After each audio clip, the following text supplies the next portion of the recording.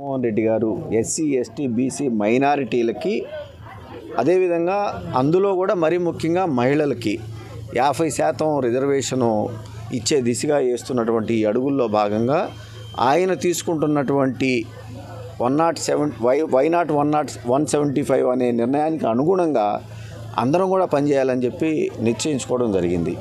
మంగళగిరికి సంబంధించి నిన్న సాయంత్రం ముఖ్యమంత్రి గారు మంగళగిరి వైఎస్ఆర్ కాంగ్రెస్ పార్టీకి శ్రీమతి మురుగుడు లావణ్య గారి పేరుని ప్రతిపాదించడం జరిగింది. నేను మొట్టమొదటి నుంచి కూడా ఒకే మాట చెప్పుకుంటూ వచ్చాను. తిరిగి నా రీఎంట్రీ తర్వాత గౌరవ ముఖ్యమంత్రి జగన్మోహన్ రెడ్డి గారు మంగళగిరి అభ్యర్థి విషయంలో వైఎస్ఆర్ కాంగ్రెస్ పార్టీకి ఎవరికి బీసీ అభ్యర్థికి సీట్ ఇచ్చినా కూడా మనస్ఫూర్తిగా పనిచేస్తాము. బీసీలో అత్యధికులుగా ఉన్నటువంటి ఈ ప్రాంతం, అందులో చేనేతలు మరీ ముఖ్యంగా ఎక్కువ ఉన్నటువంటి ఈ ప్రాంతాన్ని బీసీ ఒక మహిళా అభ్యర్థికి, అందులో కూడా ఉన్నత విద్యావంతురాలకి కేటాయించడం అనేది అది కలిసి వచ్చే అంశం.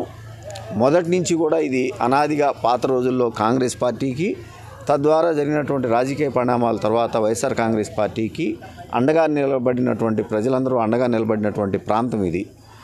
అవతల వ్యక్తి ఎవరైనా కూడా, ఎలాంటి వాళ్ళైనా కూడా తిరిగి మళ్ళా వైఎస్ఆర్ కాంగ్రెస్ పార్టీ మహిళా అభ్యర్థి శ్రీమతి మురుగుడు లావణ్య గారిని మంగళగిరి ప్రజలు ఆశీర్వదిస్తారనే నమ్మకం మా అందరికీ ఉంది.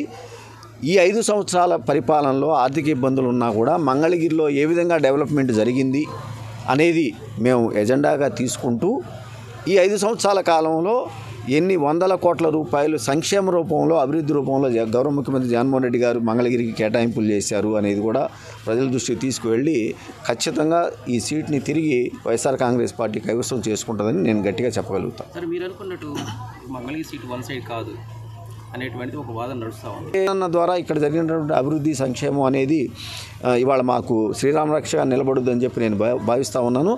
ఖచ్చితంగా వైఎస్ఆర్ కాంగ్రెస్ పార్టీకి ప్రజలు ఈసారి మళ్ళీ ఇక్కడ పట్టం కడతారండి. Thank you.